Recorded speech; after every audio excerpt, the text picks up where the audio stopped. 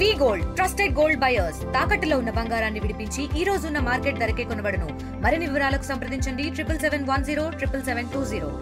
దేశమంతా వరదలు సంభవిస్తుంటే గోదావరి పర్యాక ప్రాంతంలో గోదావరి వెలవెలబోతున్న పరిస్థితి నెలకొంది. నిజామాబాద్ జిల్లాలో గోదావరి నదిపై నిర్మించిన శ్రీరామ్ సాగర్ ప్రాజెక్టులో నీటి లేక వెలవెలవుతున్న పరిస్థితి నెలకొంది. ఇప్పటికే నాగార్జున సాగర్, అదేవిధంగా జూరాల ప్రాజెక్టులు, శ్రీశైలం ప్రాజెక్టులు నిండి పొంగి పొర్లుతున్న నేపథ్యంలో ఇటు నిజామాబాద్ జిల్లాలో ఉన్న రెండు ప్రాజెక్టులకు నీటి నిల్వ కరువైందని చెప్పాలి. ఇటు నిజాం సాగర్ ప్రాజెక్టు, ఇటు శ్రీరామ్ సాగర్ ప్రాజెక్టులు నీరు లేక ఏదైతే ఇబ్బందులకు నీరు లేక వెలవెలవుతున్న పరిస్థితి నెలకొంది. నిజాం సాగర్ ప్రాజెక్టుకు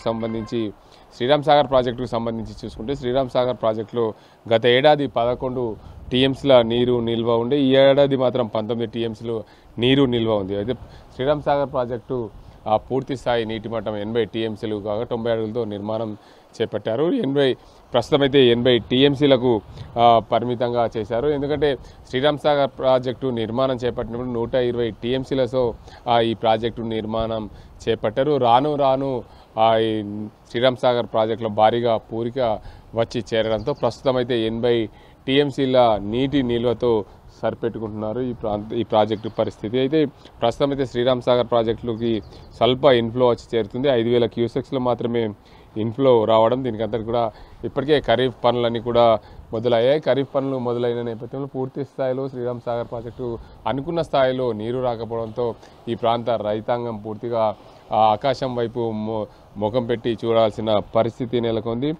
శ్రీరామ్ సాగర్ ప్రాజెక్టు నీటి మట్టం మొత్తంగా చూసుకుంటే 1091 అడుగులతో 80 టీఎంసీల సామర్థ్యంతో ఉంది. ప్రస్తుతం అయితే 1067.4 అడుగులకు 19 టీఎంసీలకు పరిమితమైంది. ఇప్పుడైతే గత ఏడాది చూసుకుంటే 1061.5 అడుగులతో గత ఏడాది నీరు ఉండే, 11 టీఎంసీలతో గత ఏడాది నీరుండే. ఈ శ్రీరామ్ సాగర్ ప్రాజెక్టు పూర్తిగా వెలవెలబోతున్న పరిస్థితి నెలకొంది. రాష్ట్రంలో ప్రాజెక్టులన్నీ కూడా ఉమ్మడి ఆంధ్రప్రదేశ్లో ప్రాజెక్టులన్నీ కూడా జలకళ సంతరించుకుంటే మాత్రం నిజామాబాద్ జిల్లాలోని శ్రీరామ్ సాగర్ ప్రాజెక్టు గోదావరి పర్యాయ ప్రాంతం అయితే పూర్తిగా వెలవెలబోతుంది. గోదావరి పర్యాయ ప్రాంతం ఏదైతే పైన భారీ వర్షాలు కురిస్తే కానీ ఈ శ్రీరామ్ సాగర్ ప్రాజెక్టులకు వచ్చే అవకాశం లేదు. దాంతోపాటు పూర్తిగా శ్రీరామ్ సాగర్ ప్రాజెక్టు ఆయకట్టు అయితే పూర్తిగా సుమారు 16 లక్షల ఎకరాలతో శ్రీరామ్ సాగర్ ప్రాజెక్టు ఆయకట్టు నిర్మాణం జరిగింది. దానికి 2 పంటలకు గాను 16 లక్షల ఎకరాలకు సాగునీరు అందించాల్సిన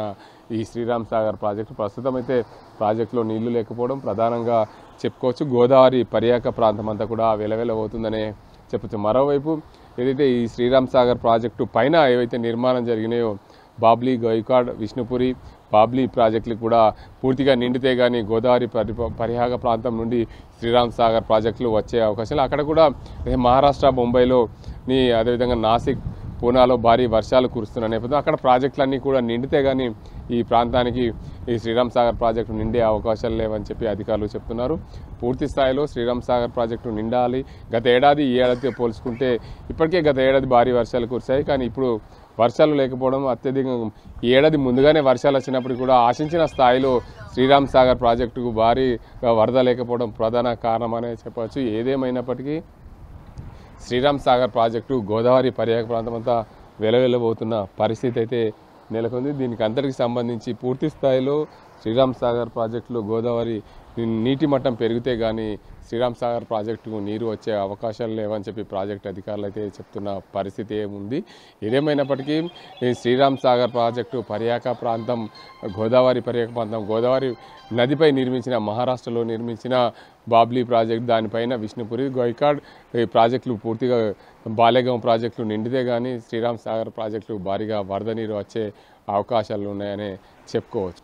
ఖరీఫ్ సీజన్ ప్రారంభమై 15 రోజులు గడిచింది. తెలంగాణ రాష్ట్ర వ్యాప్తంగా భారీగా వర్షాలు కురుస్తున్నాయి. ముందస్తుగా వర్షాలు రావడంతో రైతాంగం పూర్తిగా పంటలు వేసుకున్న పరిస్థితి నెలకొంది. శ్రీరామ్ సాగర్ ప్రాజెక్టు ఆయకట్టు ప్రాజెక్టు కింద ఇప్పటికే వరి నాట్లు కూడా సిద్ధం చేశారు. రైతులు పూర్తిగా వర్షాలు అత్యధికంగా కురుస్తాయని చెప్పి రైతులు ఆశాజనంగా ఉండి ముందస్తుగా నార్లు పోసుకున్న పరిస్థితి నెలకొంది. శ్రీరామ్ సాగర్ ప్రాజెక్టు పైన ఉన్న ప్రాజెక్టులుగా పూర్తి స్థాయిలో నిండితే కానీ గోదావరి ప్రాంతమంతా కూడా జలకళ సంతరించే అవకాశం ఉంది. శ్రీరామ్ సాగర్ ప్రాజెక్టు పైన ఉన్న బాబ్లీ, విష్ణుపురి, గైకాడ్ అదేవిధంగా బాలేగాం ప్రాజెక్టులు నిండితే గోదావరి నుండి శ్రీరామ్ సాగర్ ప్రాజెక్టులకు వర్షాల ద్వారా నీరు వచ్చే అవకాశం ఉంది. శ్రీరామ్ సాగర్ ప్రాజెక్టులో ప్రస్తుతం అయితే నీటి మట్టం 19 టీఎంసీలు ఉంది. గత ఏడాది చూసుకుంటే 11 టీఎంసీలు, గత ఏడాది ఇదే రోజు 11 టీఎంసీలు నీరు మాత్రమే ఉంది. ఈ ఏడాది 8 టీఎంసీలు అదనంగా ఉంది. రైతాంగానికి పూర్తిగా నీరు విడుదల చేయాలంటే 40 టీఎంసీల పైనే నీరుంటే ఈ ప్రాంతానికి ఆయకట్టు రైతులకు నీరు విడుదల చేసే అవకాశం ఉంటుంది. ప్రాజెక్టుకు సంబంధించిన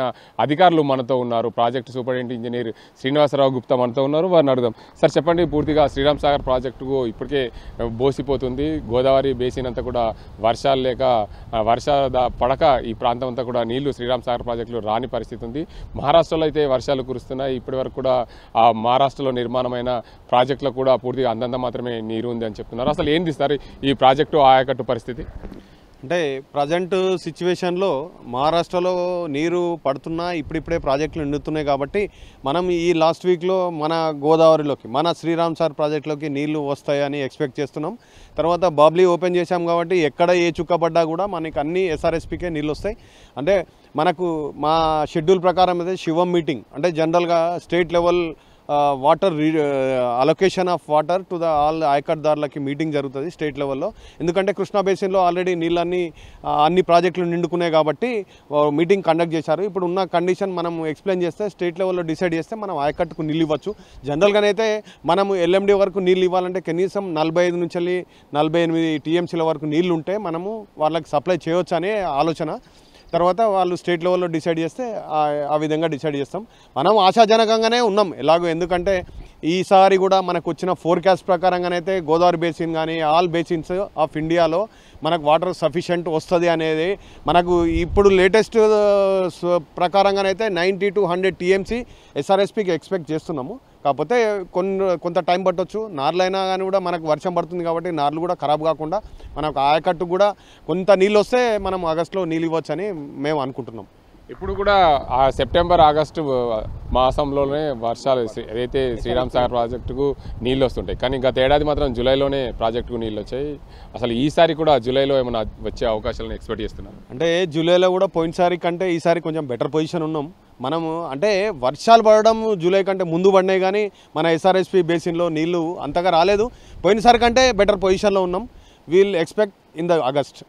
మహారాష్ట్రలో ఉన్న ప్రాజెక్టుల పరిస్థితి ఎందుకంటే గోదావరి పైన నిర్మాణమైన బాబ్లీ కానీ, విష్ణుపూర్ కానీ, గైకాడ్ కానీ, బాలేగాం ప్రాజెక్టులు వాటి పరిస్థితి ఏంది? వాటి నుండి నీళ్లు అంటే అక్కడ నిండితే కానీ నీళ్ళు వచ్చే అవకాశాలు లేవు. అవి వాటి లెవెల్ ఎలాగ ఉండే అవకాశాలు? అంటే మేము మొన్న జూలై 1 రోజు బాబ్లీ గేట్స్ ఆపరేషన్ అంటే ఓపెన్ చేసి పెట్టడానికై మేము ఆ ప్రాజెక్టు సందర్శించి ఆ గేట్స్ అన్నీ ఓపెన్ చేయించి వచ్చాము.